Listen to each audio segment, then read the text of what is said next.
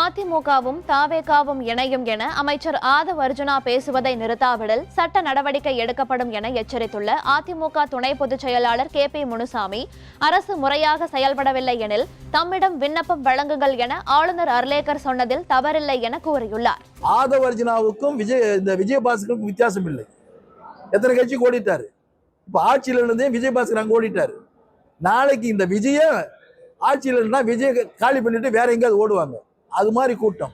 அந்த கூட்டத்தில் ஒருவராக இருக்கின்ற ஆதவ் அர்ஜுனாவுக்கு எச்சரிக்கை விடுக்கின்றேன்.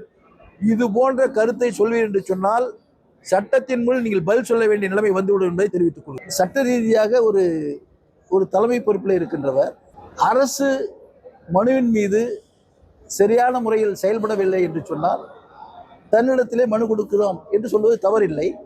அதன் அடிப்படையிலே தான் இன்றைய ஆட்சியில் வந்திருக்கின்ற தமிழக வெற்றி கழகம் குதிரை பேரத்தில் இறங்கி கொண்டிருக்கிறது. தனக்கு முழு மெஜாரிட்டி இல்லாத காரணத்தினால் எல்லா கட்சிகளையும் உடைக்க முயற்சி செய்து கொண்டிருக்கிறது.